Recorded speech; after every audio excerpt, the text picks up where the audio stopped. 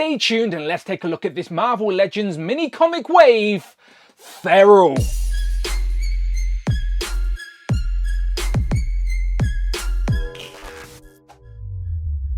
Pow and welcome back to the channel, Dan Who Reviews. As always, my name is Dan W. Make sure you are following me on Instagram at It's Dan Who. And remember now you can hit that join button and become a channel member as well. Either show some love or join the members club. Much appreciated. Today, let's continue looking at this Marvel Legends mini comic wave 2.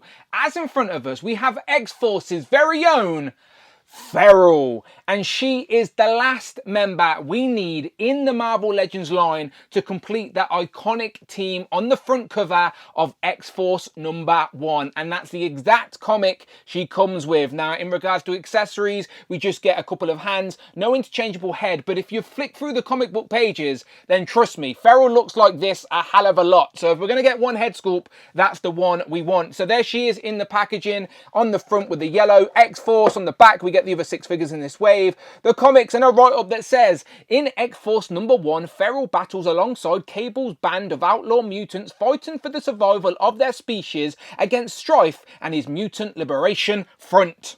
So of course I'm going to get the whole team out, see how they look together for our collection.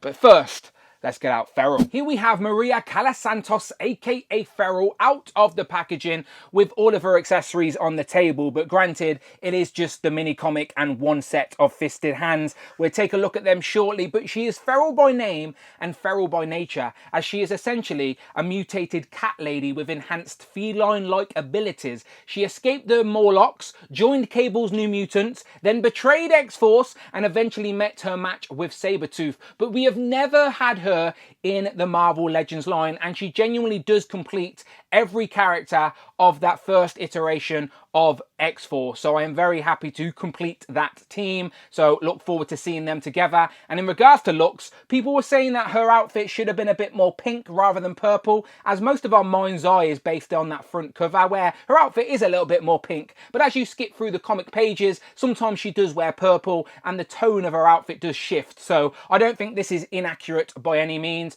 but she does look very nice. There may be some reuse here from Tigra or Wolfsbane. We'll find out when we do some comparisons. She's completely pinless, double jointed knees and elbows. She's got her little tail there, but overall it looks like Feral, and that is the most important thing, especially with this Bride of Frankenstein style hair. The tape measure, you can see that hair takes her to basically bang on 6.5 inches in height. She looks really nice. Let's check it out. Definitely Bride of Frankenstein inspired, with the white streaks of hair going up to the corners, outlined in black. She also has the whited out eyes with some darker eyeshadowing and shading. And then she's got the big open mouth with the sharp teeth sticking out. As I said, Feral isn't just the name. This is literally how she looks in every battle. She's got the little tufts of sideburns as well on the side of her face, with the long eyebrows as well. Honestly, look very werewolf-like, of course, very feline-like as she should, with the big pointy ears as well, and the streaks of hair, very nicely sculpted. There is some shading in that hair as well. There's like an orangey wash over the plastic for sure, as well as the white streaks and the black as well, with the tufts of hair on the front. It is very nicely sculpted, definitely something new, and the head is on a disc and hinge, so you can get her looking all the way down, no problem there, and she should be able to look, yeah, all the way up. Not a problem. So lots of range on the head, no issues, because her hair goes up rather than down. And yeah, it looks great. As I said, if we're only going to get one head sculpt for Feral, this had to be the one.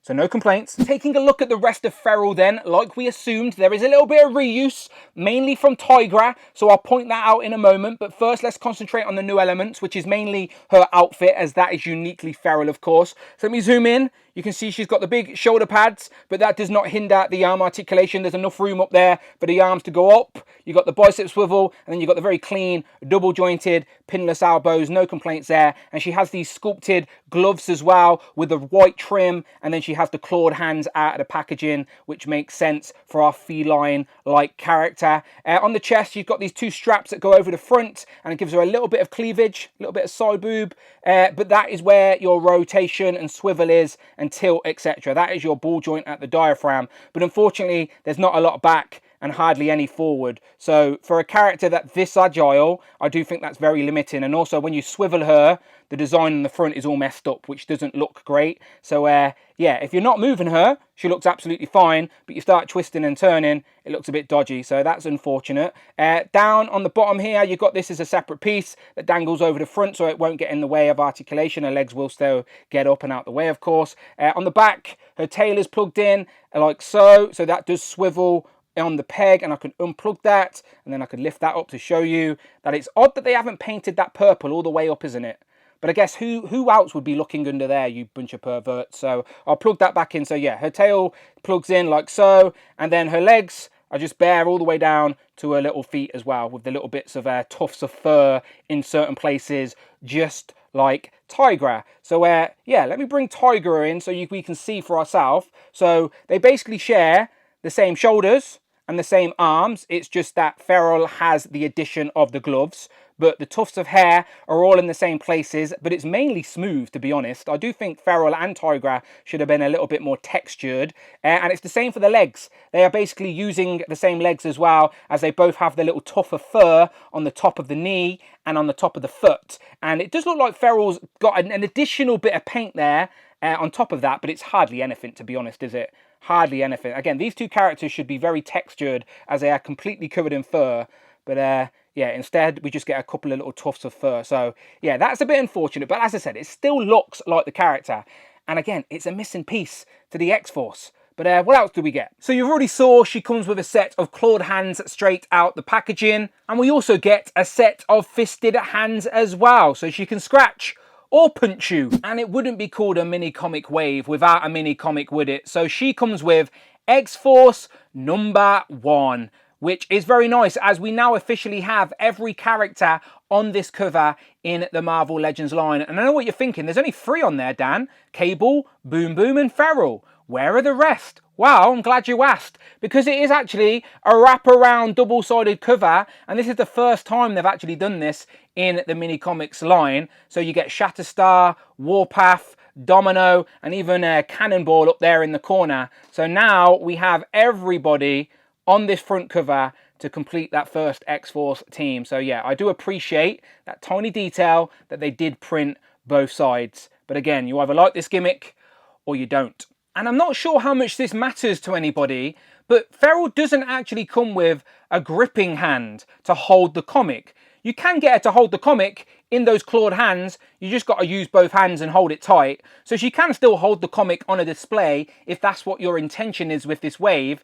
But yeah, she doesn't come with her own unique gripping C-grip to hold the comic, if anybody cared about that. I definitely prefer getting full sets of hands rather than one C-grip and one fisted, etc. So yeah, I'm not mad at that, but I just thought I would point it out. So and also while I was swapping the hands, I noticed that the hands come off, and also these gauntlets are separate. So they are just overlays on top of that Tigra body like we assumed. So yeah, and also I didn't show you the double jointed knees, did I? There you go. Double jointed knees, kick her own butt, legs go out, decent amount, stick out a little bit as well. She's armless. There you go. Tigra's got some new gloves. Just proving my point. And although the articulation is a little bit limited, you can still get her into some decent poses, put her on a flight stand, and she can look a little bit more dynamic when with the rest of the X-Force team. As I said, none of this will hinder the articulation. I just wish she had a little bit more crunch forward on the chest. But otherwise, you can still get her looking good on the shelf. And I know this isn't massively accurate. It is just my tribute to X-Force #1. Hang on a minute. I've got a missing piece. There we go, that feels better, doesn't it?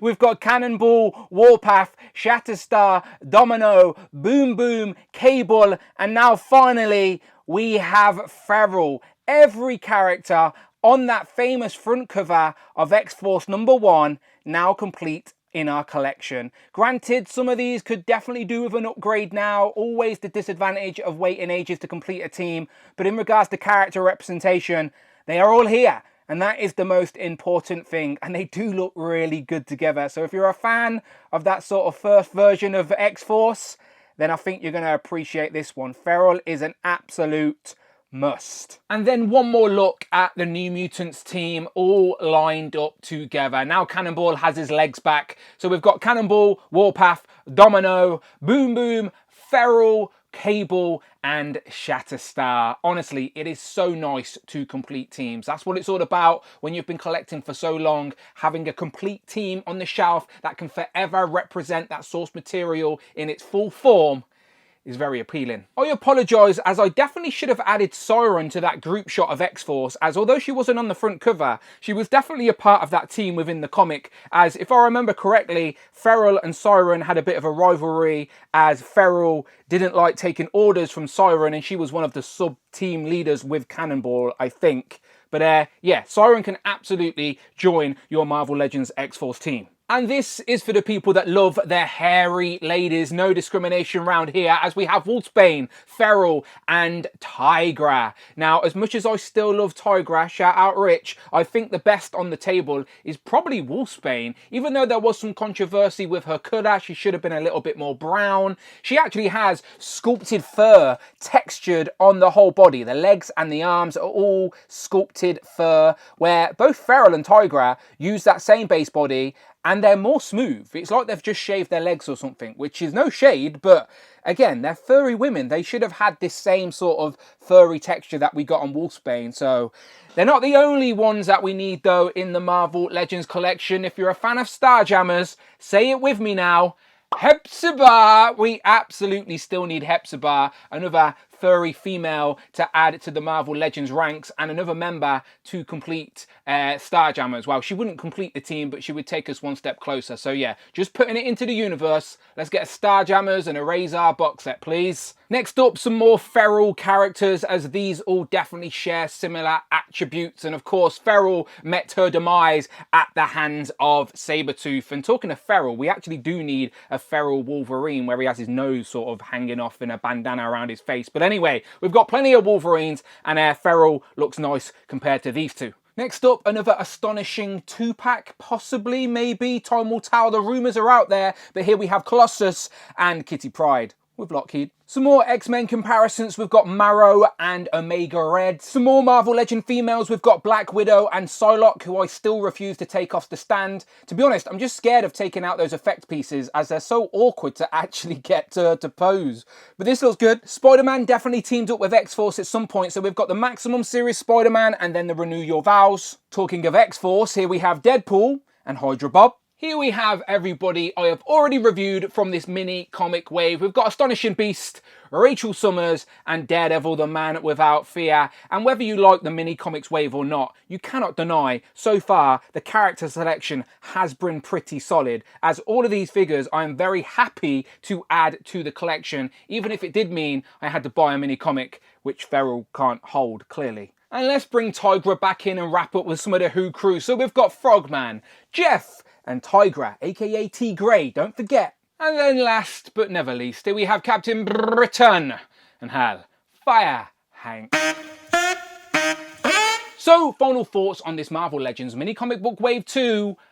Feral. Now, you know me, I love collecting Marvel Legends, but one of my favourite aspects is still adding those new characters we have never had in the 20 plus years of the line, and Feral is exactly that. But she gets bonus points as she also completes a team, as we now have a complete representation of X-Force as how they appear on that iconic front cover. So forever and a day, even if the Legend line dies tomorrow, you will always have that complete team on the shelf. And if you're world building like me, that's really important, to just recreate that Marvel universe and not look and see glaring gaps and characters missing. So Feral is important, but I'm not going to argue with anybody if they think her outfit should have been more pink than purple. I get it, I'm just not mad at it. And I wish she had a bit more articulation in the abs. She's very agile, of course, and maybe a bit more textured fur, but I'm still happy that we have got that gap filled for X-Force. Let me know if you'll be adding her to your collection as always, but if you like Marvel Legends, you are in the right place. Check out the videos tab, find the playlist, but most importantly, please hit that subscribe button, hit all on the notification bell,